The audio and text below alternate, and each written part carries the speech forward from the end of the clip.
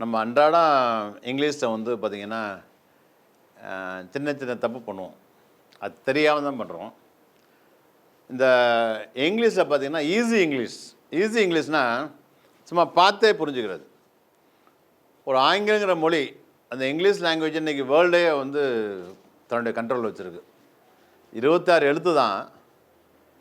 ஆனாலும் காலில் போடுற செருப்புலேருந்து ஒரு தனி மனிதனுடைய காலுக்கு கீழே இருக்க செருப்புலேருந்து உலகத்தினுடைய ஒட்டுமொத்த உலகத்தினுடைய தலைக்கு மேலே இருக்கிற சேட்டிலைட்டு அது வரைக்கும் இங்கிலீஷ் தான்.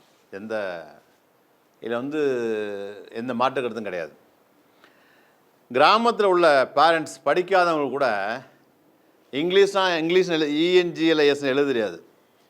ஆனால் அவங்க கூட என்ன பண்ணுறாங்கனாக்கா தன்னுடைய பிள்ளைகள் வந்து இங்கிலீஷ் படித்தாதான் ஃப்யூச்சரில் அவங்களுக்கு வேலை கிடைக்கும், அவங்களுடைய எதிர்கால வாழ்க்கை நல்லாயிருக்கும் அப்படின்னு நம்பி எல்லாருமே படிப்பை பற்றி தெரிஞ்சோ இல்லையோ, ஆனால் அதில் இங்கிலீஷ் படித்தா பையன் பொழைச்சிக்குவான், என் பேத்தி என் மகன் பொழைச்சிக்குவான்னு சொல்லி கிராமத்தில் உள்ளவங்கலாம் எல்லோரும் இங்கிலீஷ் மீடியம் படிக்க வைக்கிறாங்க. ஆனால் அவங்களுக்கு இந்த நம்பிக்கை இருப்பாருங்க, இங்கிலீஷுங்கிற வார்த்தை எழுத தெரியாதவன், இங்கிலீஷில் எத்தனை எழுத்துக்களோ தெரியாதுன்னு உள்ள பேரண்ட்ஸு அவங்க பிள்ளைகள் வந்து இங்கிலீஷ் மீடியம் படிக்க வைக்கிறாங்க. எல்கேஜி, யூகேஜி, ப்ரீகேஜி, ஏகப்பட்ட கேஜி படிக்க வைக்கிறாங்க. ஆனால் படித்து முடிச்சுமே அவங்க என்ன தெரில அப்படின்னா இங்கிலீஷில் வந்து பேச தெரில.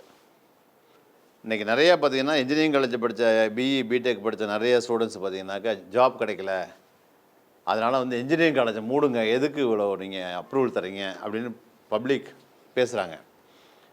ஆனால் இது சம்மந்தமாக அண்ணா யூனிவர்சிட்டி ஒரு ஆய்வு பண்ணுறாங்க. அந்த ஆய்வு பண்ணி ஏன்டா இன்ஜினியரிங் படித்த ஸ்டூடெண்ட்ஸ் வேலை கிடைக்கல அப்படின்னு பார்க்கும்போது என்ன ஒரு 5 வருஷம் அனுபவம் ரிசர்ச், 5 வருஷமாக இந்த ஆய்வு பண்ணுறாங்க. கடைசியில் என்ன தெரியுதுன்னா என்ன காரணம் இவங்களுக்கு வேலை கிடைக்காம போகிற இன்ஜினியரிங் படித்தவங்களுக்கு ஏன் வேலை கிடைக்கலன்னு பார்த்தா 2 விஷயம் கண்டுபிடிக்கிறாங்க. ஒன்று வந்து அடிப்படையாக பேசுகிறதுக்கோ எழுதுறதுக்கு இங்கிலீஷ் தெரியல, கம்யூனிகேஷன் ஸ்கில் இல்லை, இங்கிலீஷ் கம்யூனிகேஷன் ஸ்கில் இல்லை, பேச தெரியல, எழுத தெரியல. நம்பர் 2 அடிப்படை கணக்கு தெரியல, பேசிக் கன்வர்ஷன் இல்லையா, கூட்டல் கழித்தல் பெருக்கல், ஒரு இன்ச்சில் எத்தனை சென்டிமீட்ரு, எத்தனை மில்லிமீட்ரு, ஒரு சென்டிமீட்டரில் எத்தனை மில்லிமீட்ரு, ஒரு அடியில் எத்தனை இன்ச்சு, ஒரு அடியில் எத்தனை, ஒரு மீட்டரில் எத்தனை இன்ச்சு, இது போல் ஒரு அலகுகள் பேசிக் மேத்தமெட்டிக்ஸ் கன்வர்ஷன் தெரியல. அடிப்படை கணக்கும் அடிப்படை ஆங்கிலம் தெரியாதான் காரணம்னு கண்டுபிடிக்கிறாங்க. எனவே இன்றைக்கும் பார்த்திங்கன்னா இன்றைக்கி வேலை கிடைக்காமல் இருக்க என்ன காரணம்னா இங்கிலீஷ் பேச தெரியல அப்படிங்கிறது எல்லாருக்குமே தெரியும்.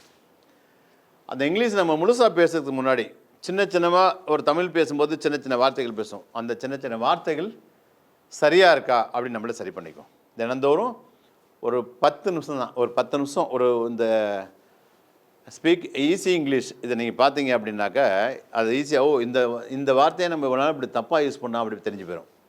ஸோ அந்த வகையில் நம்ம இன்றைக்கி பார்க்க போகிற டாபிக் என்னன்னு பார்த்தீங்கன்னா, வாட்ஸ்அப்பில் எல்லாருக்கும் மெசேஜ் அனுப்பும்போது ஹாய் அப்படின்னு போடுறோம். அந்த ஹாய் நம்ம யார்ட்டாச்சும் பேசும்போது சொல்லுவான், சரி அந்த டீட்டெயில்ஸ் எனக்கு வாட்ஸ்அப்பில் அனுப்பிச்சி விடுங்க அப்படின்னு நம்ம சொன்னோம்னா அவங்க என்ன சொல்லுவாங்கன்னா, நான் அனுப்புகிறேன், எனக்கு ஒரு வாட்ஸ்அப்பில் ஒரு ஹாய் போடுங்க அப்படிம்பாங்க. எனக்கு ஒரு வாட்ஸ்அப்பில் ஹாய் போடுங்க, நான் உடனே மெசேஜ் டீட்டெயில்ஸ் அனுப்புகிறேன்பாங்க. ஏதோ ஒரு பிஸ்னஸ் சம்மந்தமாக பேசுகிறோம், இல்லை வேறு ஏதாவது டாக்குமெண்ட் வாட்ஸ்அப்பில் அனுப்ப சொல்கிறோம் அப்படின்னாக்கா அவங்க என்ன சொல்லுவாங்க, எனக்கு வாட்ஸ்அப்பில் ஒரு ஹாய் போடுங்க, நான் உங்களை அனுப்பிச்சுட்றேன்பாங்க. அந்த ஹாய் எப்படி போடுறது அப்படின்னு நிறைய பேருக்கு தெரியல. என்ன போடுறாங்கன்னு பாருங்கள். உதாரணமாக ஒரு ஆள் எழுதுகிறாங்க HI, இன்னொரு ஆள் எழுதுகிறாங்க HE, இதுதான் ஹாய். இன்னொரு ஆள் எழுதுகிறாங்க HAIன்னு எழுதுகிறாங்க, இதுதான் ஹாய் போடுறோம். வேறு சிலர் எழுதுகிறாங்க HEI, ஒரு சிலர் எழுதுகிறாங்க HIE, இப்படிலாம் எழுதுகிறாங்க. ஆனால் ஆக்சுவலி என்ன எழுதணும் இதான் எழுதியிருக்கேன் மேக்ஸிமம். ஆனால் உண்மையானது யாரும் எழுதுறதே கிடையாது. ஹாய் போடணும்னா அந்த ஹாய்க்குங்க இஷ்டத்துக்கு போட்டுருது. அந்த ஹாய்னா என்ன முதல்ல அதுதான் இந்த டாப்பிக்கில் பார்க்க போகிறோம். ஓகேங்களா? தினந்தோறும் இது மாதிரி இந்த ஈஸி இங்கிலீஷில் ஒரு 8லேருந்து 10 நிமிஷம் தினந்தோறும் புது வார்த்தைகள் நம்ம அன்றாடம் நம்ம ஆல்ரெடி பேசிக்கிட்டு தான் இருக்கோம். அந்த பேசிக்கிட்டு இருக்க வார்த்தைகள் எந்தளவு கரெக்டாக இருக்குது, எது தப்பாக இருக்குது, அதை சரி பண்ணது தான் இந்த ஈஸி இங்கிலீஷ் இந்த ப்ரோக்ராம். இதை பார்த்து உங்களுக்கு யூஸ்ஃபுல்லாக இருந்தாக்க இந்த சேனலை நீங்கள் வந்து சப்ஸ்கிரைப் பண்ணுங்கள். சப்ஸ்கிரைப் பண்ணால் மட்டும் பத்தாது, 4 பேருக்கு எடுத்து சொல்லுங்கள், இதை வந்து ஃபார்வர்ட் பண்ணுங்கள். ஃபார்வர்ட் பண்ண முடியாதுனாலும் பரவாயில்ல, ஒரு இதை நீங்கள் ஈஸியாக கற்றுக்கணும் அப்படின்னா, கற்றுக்கிறத லேர்னிங் பண்ணுறதுக்கு ரொம்ப அற்புதமான மெத்தட் என்ன தெரியுமா? அதாவது சாகிற வரையும் ஒரு விஷயத்தை மறக்கக்கூடாது. அப்படி மறக்காமல் அந்தளவு நம்ம கற்றுக்கணும். நம்ம அந்தளவு கற்றுக்கணும். நம்ம என்ன பண்ணணும் தெரியுமா? ஸோ பெஸ்ட்டு லேர்னிங், இந்த உலகத்தில் பெஸ்ட் லேர்னிங் உங்களுக்கு வேணும்னா அது என்ன இருக்கணும்? நீங்கள் you can learn only from the teaching. நீங்கள் என்ன தெரிஞ்சுக்கிட்டீங்களோ அதை மற்றவங்களுக்கு சொல்லித்தரணும். நீங்கள் என்ன தெரிஞ்சுக்கிட்டீங்களோ அதை மற்றவங்களுக்கு சொல்லிக் கொடுக்கும்போது நல்லா ஆழமாக அவங்க மனசில் பதிஞ்சிடும். ஸோ அதனால் பெஸ்ட் லேர்னிங்க்கு சிறந்த வழி என்னென்னு கேட்டால் ஒன்லி பெஸ்ட்டு டீச்சிங். நீங்கள் உங்களுக்கு தெரிஞ்ச விஷயத்தில் மற்றவங்களுக்கு யாருக்கு உங்களுக்கு தெரியும், யாருக்கு சொல்லிக் கொடுக்கலாம், யாருக்கு சொல்லிக் கொடுக்குறாரு, உங்கள் ஃப்ரெண்ட்ஸுக்கு சொல்லித்தரலாம், தம்பி தங்கி சொல்லித்தரலாம், அண்ணனுக்கு கூட சொல்லித்தரலாம், அக்காவுக்கு சொல்லித்தரலாம், அவங்க ஃப்ரெண்ட் யாருக்கு வேணாலும் சொல்லித்தரலாம். அந்த வேவ்லன்னு தெரியும் யாருக்கு சொல்லிக் கொடுத்தா புரிஞ்சுக்குவான்னு. சில பேர் ஈகோ பார்ப்பாங்க. வாழ்க்கையில் யாரா பெரிய ஹீரோ அப்படின்னு பார்த்தாக்க யாராச்சும் சொல்லுவாங்க, மாவீரன் பேரை சொல்லுங்கடா, 3 பேரை சொல்லுப்பா, யார்கிட்ட கேட்டேன்னு வச்சுக்கலாம். அவங்க சொல்லுவாங்க, அலெக்சாண்டர், நெப்போலியன், மாமன்னர் மருதுபாண்டியர்கள், வீரமாண்டிய கட்டபொம்மன், திப்பு சுல்தான், இப்படிலாம் சொல்லுவாங்க. இவங்கெல்லாம் வந்து மாமன்னர் இப்படி. ஆனால் இருக்கலாம், அவங்களாம் முன்னாடி வாழ்ந்து மறைஞ்ச மாமன்னர்கள். ஆனால் இப்போ இருக்க மாவீரன், இப்போ இருக்க மாவீரன் யாருன்னு கேட்டால் 3 பேர் தான். நம்பர் 1 யாருன்னாக்கா, அதாவது நம்மக்கிட்ட ஒரு கல்வி அறிவு இல்லாட்டினா கூட, கல்வின்னு தமிழ்லேயே கூட எழுத தெரியாது, அப்படி இருந்தால் கூட, ஆனால் என் பையனை ஐஏஎஸ் ஆக்குவேன், என் பையனை டாக்டர் ஆக்குவேன், என் மகளை டாக்டர் ஆக்குவேன், என் பொண்ணை கலெக்டர் ஆக்குவேன், என் பொண்ணை ஐபிஎஸ் ஆக்குவேன், என் பையனை இன்ஜினியர் ஆக்குவேன், அட்வொகேட் ஆக்குவேன், ஜட்ஜ் ஆக்குவேன், உயர்ந்த இடத்துக்கு கொண்டு போவேன்னு ஒரு உறுதி எடுக்கிறாங்கல்ல படிக்காத தாய் தப்பேன், அவங்க தான் இன்றைக்கி வாழக்கூடிய அம்மாவும் அப்பா மிகப்பெரிய வீரங்கனையும் மாவீரன் நம்பர் 1. இவங்க தான். இதுதான் உண்மை. படிக்காத அவங்களுக்கு இந்த இங்கிலீஷோட பெருமை தெரியுது, அதனால தான் இங்கிலீஷ் மீடியம் படிக்க வைக்கிறாங்க. எவ்வளோ பணம் சில பேரண்ட்ஸ் பாருங்களேன், பிள்ளைகளை காப்பாற்றணுன்னாக்கா அதுவும் படிப்புக்காக அள்ளி இறப்பாங்க, அதை பற்றி கவலையே பண்ண மாட்டாங்க. ஒரு நம்பிக்கை, என் பிள்ளை எப்படியாச்சும் இங்கிலீஷ், என் பிள்ளை வேலைக்கு போகிறோன்னா இல்லையோ வாயினாலே இங்கிலீஷ் பேசுகிறத பார்க்கணுன்னு. அது இங்கே நடக்கல. சரி பார்ப்போம். அடுத்த பாயிண்ட்டு, 2வது மாவீரன் யாருன்னு பார்த்தீங்கன்னாக்க, யார் ஒருத்தவங்க தனக்கு தெரியாத விஷயத்த மற்றவங்க சொல்லிக் கொடுக்கும்போது, ஐயோ அப்படியா, எனக்கு உண்மை எனக்கு இது கூட தெரியல பாரு, இவ்வளோ நாளாச்சு, எனக்கு இத்தனை வயசாச்சு, இன்றைக்கி தான் தெரிஞ்சுக்கிறேன் அப்படின்னு ஒரு தெரியாத விஷயத்தை யார் ஒருத்தன் சிரித்த முகத்தோட எனக்கு தெரியலன்னு ஒத்துக்கிறாங்களோ அவங்க 2வது மாவீரன். புரியுங்களா? சில பேர் நடிப்பாங்க, தெரிஞ்ச மாதிரி நடிப்பாங்க, நம்ம இவங்கள்டையும் காட்டிக்கணும் அப்படியே தெரிஞ்சவரை யாரெல்லாம் அந்த உலகத்தில் தெரிஞ்ச மாதிரியே நடிக்கிறாங்களோ கடைசி வரை நடிச்சுட்டே இருக்க வேண்டியது தான். கடைசி வரை எதுவும் தெரிஞ்சிக்கவே முடியாது. சில நேரங்களில் உங்களை ஆசிரியர்கள் யாராச்சும் உங்கள் ஃப்ரெண்ட்ஸு இல்லை சொந்த பந்தம் ஏதாவது கேள்வி கேட்டாக்க அப்படியே என்ன பண்ணுறாங்கன்னா, இப்போ உள்ள குழந்தைகள்லாம் என்ன பண்ணுறாங்கன்னா, இப்போ இளைஞர்கள்லாம் அப்படியே 4 பேர் முடி கேட்டாங்களே அப்படியே கண்ணில் தண்ணி முட்டுது மாதிரி மூச்சு அப்படியே பார்த்தீங்கன்னா விம்மி அழ ஆரம்பிச்சிடுறாங்க. 4 பேர்த்துக்கு முன்னாடி இல்லை 4000 பேர்த்துக்கு முன்னாடி ஒரு கேள்வி கேட்டாலும் உங்களுக்கு தெரியலைன்னா நீங்கள் சந்தோஷப்படும். என்ன அப்படின்னாக்க, நான் தனக்கு தெரியலைன்னு வருத்தப்படுறத விட, ஆஹா இன்றைக்கி ஒன்று புதுசாக தெரிஞ்சுக்க போகிறோம், இன்றைக்கி நமக்கு புது செய்தி கிடைக்க போகுது, நம்ம அறிவு பசிக்கு ஒரு அற்புதமான ஒரு உணவு கிடைச்சிச்சு, பிரியாணி மாதிரி புதுசாக தெரிஞ்சுக்க போகிறோம் அப்படின்னு நினைக்கணும். தெரியலைங்கிறப்ப தெரிஞ்சுக்க போகிறோம்னு நினைக்கணும் ஒழிய ஐயோ தெரியலன்னு நினைக்கக்கூடாது. இதுதான் ஓகே. ஸோ அப்போ வந்து யார் ஒருத்தவங்க தெரியாத விஷயத்த தெரியலன்னு சிரிச்சுக்கிட்டே சொல்கிறாங்களோ, சிரிச்சுக்கிட்டே சொன்னால் எனக்கு தெரியாதுன்னு சொல்லக்கூடாது. ஐயோ அப்படியா சார், எனக்கு உண்மையிலே தெரியாது சார், அவங்க ஈஸியாக கற்றுக்குவாங்க. நல்லா பாருங்களேன். இது 2வது. 3வது யாருனாக்க, அதாவது தான் செஞ்ச தவறை யார் ஒத்துக்கிறாங்களோ, ஒரு பையன் என்ன பண்ணுறான், ஒரு பூனைக்குட்டி படம் வரைகிறான், இப்படி பூனைக்குட்டி வரைகிறான். ஒரு ஆசிரியர் உள்ள நினைஞ்சுறாரு கிளாஸில், வாத்தியார் வர்றதை பார்த்து பையன் ஓடி போய் உட்காந்துறான், எல்லாம் போய் பெஞ்சில் உட்காந்துட்டாங்க. அவர் வந்தோடனே கேட்குற, யார் அந்த போர்டில் வந்து பூனைக்குட்டி வரைஞ்சது, யார் அதை வரைஞ்சது அப்படின்னு கேட்பார். யார் அதை வரைஞ்சது அப்படின்னு. எல்லோரும் கப்சப்புன்னு இருப்பாங்க, மூச்சு விட மாட்டாங்க, யாரும் ஃப்ரெண்ட்ஸை காட்டி கொடுக்க மாட்டாங்க. யாருன்னு சொல்கிறியா இல்லையாம்பார். அப்போ அப்படியே அமைதியாக இருப்பாங்க. அப்போ அந்த பூனைக்குட்டியை வரைஞ்ச பையன் எழுந்திரிச்சு, சார் நான் தான் சார் வரைஞ்சேன் சார், சாரி சார், எனக்கு படம் வரையினா ரொம்ப ஆர்வம் சார், நீங்கள் வர்றது எனக்கு தெரியாது சார், அழிச்சிடறேன் சார் அப்படின்னு சொன்னாங்க. ஒன்றும் சொல்ல மாட்டார். ஆனால் யார் இப்படி சொல்கிறது? அதுக்காக வாத்தியார் என்ன பண்ணுவார், ஆசிரியர் இல்லாத நேரத்தில் நீ வந்து கரும்பலகையில் பூனை படம் வரைந்ததால் உன்னை இபிக்கு 364 செக்ஷன் படி 14 ஆண்டுகள் கடுங்காவல் தண்டனை விதிக்கிறேன்னு கோர்ட்டில் சொல்லிடுவாங்களா? ஒரு ஆசிரியர்கிட்ட சின்ன தவறே கிடையாது. சார் சார் சார் சார் நான் தான் வரைஞ்சேன் சார், நான் படம் வரையினா கொஞ்சம் ஆர்வம் சார், உங்கள் பிரிண்ட் தெரியும், அழிச்சிடறேன் சார் சொன்னால் அது பெரிய விஷயமே இல்லை. ஆனால் அதை கூட இங்கே ஒத்துக்க முடியல. இந்த ஈகோ பிரச்சனை, கணவன் மனைவியாக இருந்தால் சரி, அப்பா பிள்ளையாக இருந்தால் சரி, எல்லாம் நண்பர்களாக இருந்தால் சரி, ஒருத்தர் ஈகோ பிரச்சனை. நம்ம ஏன் ஒத்துக்கணும் அதை அப்படின்னு பெரிய தலைவிரிச்சாடுது. இன்றைக்கி ஈகோ பிரச்சனை மிகப்பெரிய இதாக இருக்குது. நல்ல பிரில்லியண்ட்டாக இருப்பாங்க, மிகப்பெரிய அறிவாளி இருப்பாங்க, ஒரு சின்ன தவறு ஏற்றுக்க மாட்டாங்க. யார்ப்பா இங்கே வச்சது, செம்பை யாரா இங்கே வச்சது அப்படின்னா அப்படியே பார்த்தீங்கன்னா நான் தான் வச்சேன், என்ன ஏன் பிரச்சனையா, ஐயோ அப்படியா தெரியாமல் வச்சுருந்தேன் அப்படின்னு சொல்ல மாட்டாங்க. அது அப்படியே பூசி மொழிகை எடுத்து பெரிய உள்ள அப்புறம் செம்பு வச்சு பஞ்சாயத்து பண்ண மாதிரி இந்த பிரச்சனையை.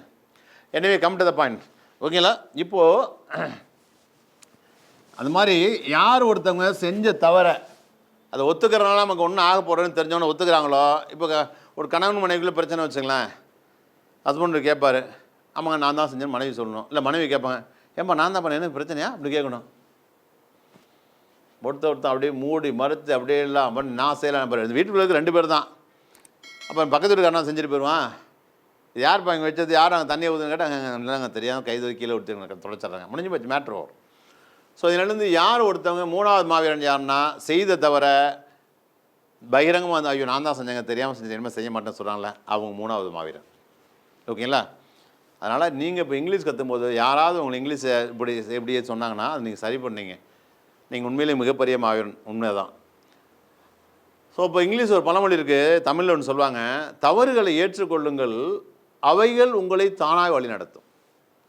நம்மளோட மிஸ்டேக் நம்மளே மனசாட்சி ஏற்றுக்குச்சுனாக்க நம்மளை வழிநடத்த வேற யாரும் வெளியில் தேவையில்லை, நம்ம மனசாட்சியை நம்ம ஆன்மாவை நம்மளை வழிநடத்தும். நம்மளே சரி பண்ணிக்கணும். நம்மளே சரி பண்ணிட்டாக்க அடுத்த நம்மளை குறை சொல்கிறதுக்கு வாய்ப்பே இருக்குது, அங்கே சான்ஸே இருக்காது. அதுதான் இங்கிலீஷில் சொல்லுவாங்க, accept your mistakes then go beyond them. தவறுகளை ஏற்றுக்குங்க, அது உங்களை சரி பண்ணி கொடுத்துருவோம், அப்புறமா போங்க. ஓகே? ஸோ அது மாதிரி நான் உங்கள் தரப்புலேருந்து உங்களுடைய ஆன்மாவாக நான் பேசுகிறேன். ஏன்னா உங்களை மாதிரி நானும் ஒரு காலத்தை மிஸ்டேக் பண்ணேன், என்னென்னு தெரியாது. நான் சொன்னாலே ஒரு பெஸ்ட்டு ஃபூல் தான் பெஸ்ட்டு பிரில்லியண்ட் ஆகும். வடிகட்டின முட்டாள் தான் என்ன பண்ணுவாங்களுக்கு அதிபுத்திசாலியாக மாறுவான். ஓகேங்களா? எல்லோரும் எல்லாம் தெரிஞ்சுக்கிட்டே பிறக்க கிடையாது, நாளோட தெரிஞ்சுக்கிறோம். நீங்கள் நான் இது பார்க்குறேன், நீங்கள் என்னோட வயசு குறைவாக இருப்பீங்க, எனக்குலாம் 50 வயசு மேலே தான் இந்த விஷயமே தெரிய ஆரம்பிச்சிச்சு. எனவே கம் டு த பாயிண்ட், நான் 3 மாவீரன் சொன்னேன். ஒன்று வந்து தன்னிட்ட என்ன இருக்குது, என்ன திறமை இருக்குதுன்னு தெரியாமல் தன்னுடைய பிள்ளைகளை மிகப்பெரிய திறமைசாலியாக மிகப்பெரிய உயர்ந்த இடத்துல நினைக்கிற படிக்க வைக்கிறாங்க இல்லையா, அந்த பேரண்ட்ஸ் ஒரு மாவீரன். 2வது தெரியாத விஷயத்தை யார் சிரிச்சுக்கிட்டே தெரியும்னு சொல்கிறாங்களோ அவங்க 2வது மாவீரன். 3வது தான் செஞ்ச தப்பு ஒத்துக்கிறனால ஒன்றும் ஆக போகிறேன்னு மனமும் வந்து ஆமாம் நான் ரியலைஸ் பண்ணி நான் தான் பண்ணுங்க சரியாங்க அப்படின்னு சொன்னால் அவங்க ஒரு மாவீரன். ஆனால் அந்த சமுதாயத்தை என்ன இருக்குது அப்படின்னாக்க என்ன சொல்கிறாங்கன்னா, சார் தனியாக கூப்பிட்டு கூட 4 அரைங்க சார் வாங்கிக்கிறேன் சார், 4 பேருக்கு முன்னாடி கேள்வி கேட்டுறாங்க சார். என்ன இது கேட்டால் என்ன, 4 பேருக்கு முன்னாடி கேட்டால் தான் நமக்கு சுருக்குன்னு மண்டையில் ஏறும் லைஃப்பில். என்னெல்லாம் நான் ஒரு ஆர்மி, எங்கள் ஆர்மி ஆஃபீஸர்ஸ் மிலிட்ரி ஆஃபீஸர்ஸ் வந்து திட்டும்போது, இது ஸ்கவுண்டல், இது டேமிட், இது ஸ்டூபிட், இது senseless, don't you have the basic etiquette manners திட்டுவார். நான் அப்படியே சார் அப்படியே இமை மூடாமல் பார்த்துட்டு இருப்பேன், வருத்தப்படுற மாதிரி ஃபீல் பண்ணுவேன். ஆனால் அவர் என்னென்ன வார்த்தைகள் சொல்லி திட்டினார்னு நான் ரியலைஸ் பண்ணுவேன். அதுக்கப்புறம் என்ன பண்ணோம், அப்படியே எப்படி அந்த தப்பை பண்ணணும் உள்ள மனசு அடே முருகானந்தம் என்ன நீ இந்த தப்பை நீ எப்படி பண்ண அப்படிங்க. அப்புறமா யோசனை பண்ணி சிரிப்போம், அட எப்படி இந்த தப்பை எப்படி நான் பண்ணணும்னு யோசிப்பேன், சிரிச்சுட்டே யோசிப்பேன். ஆனால் சில சமயம் மற்றவங்கள பார்த்தீங்கன்னா திட்டும்போது எப்படி சார் எனக்கு திடலாம் அப்படின்னு ஆஃபீஸராக இருந்தால் ஏற்றுன்னு பேசுவாங்க. ஸோ அதனால் அப்பாவோ அம்மாவோ அண்ணனோ தம்பியோ ஆசிரியரோ நண்பரோ யாராவது உங்களோட குறைகளை உங்கள்கிட்ட சொன்னாங்கன்னாக்கா நீங்கள் முதல்ல வந்து அவங்களுக்கு நன்றி சொல்லுங்கள்.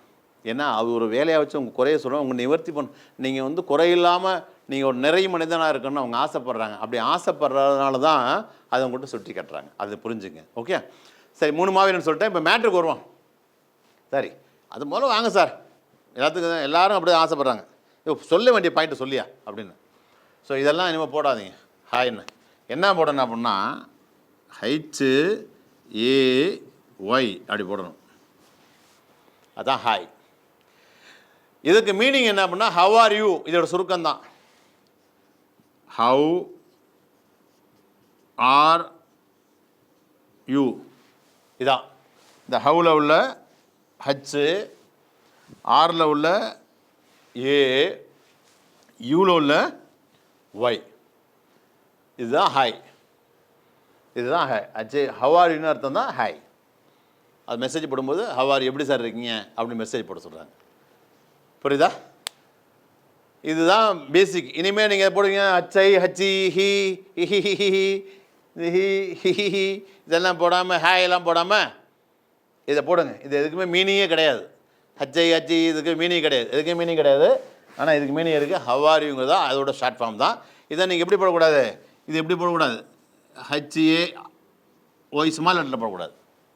ஸ்மால் லெட்டரில் போடக்கூடாது, கேபிட்டலில் மட்டும்தான் போடணும். ஏன்னா இது வந்து அப்ரிவியேஷன். அப்ரிவியேஷன் என்ன, சுருக்கம். ஓகேங்களா? இனிமேல் ஹாய் போடும்போது கேபிட்டல் லெட்டரில் ஹச்ஏஒய் மூணையும் புள்ளி வைக்காமல் போடணும். ஹவாரின்னு போடணும். அதான் ஹாய் போடுறது. ஸோ இனிமேல் அந்த மிஸ்டேக் நீங்கள் பண்ண மாட்டேன்னு நினைக்கிறேன். இது நீ புரிஞ்சுப்பேன் நினைக்கிறேன். ஹாய்க்கு அர்த்தம் புரிஞ்சுட்டீங்க. அர்த்தம் புரிஞ்சால் மட்டும் பார்த்தாது, உங்களுக்கு ரொம்ப நாளைக்கு இது மனசில் நிற்கணும் அப்படின்னா உங்களுக்கு தெரிஞ்ச ஃப்ரெண்ட்ஸ் சர்க்கிள் யாராச்சும் ஹாய் போட்டாங்கன்னா அப்படியே மெசேஜ் அனுப்புங்க. ஹாய்ங்கிறத இப்படி போடுங்க, அவன் மெசேஜ் அனுப்புங்க. மறந்துடாங்க. அதான் இது மாதிரி நிறையா ஒரு 100-200 மெசேஜ் இருக்குது. சின்ன சின்ன நம்ம அன்றாட லைஃப்பில் நம்ம பேசக்கூடிய இங்கிலீஷை என்னென்ன தப்பு பண்ணுறோம் அதை எடுத்து சொல்கிறதுக்கு.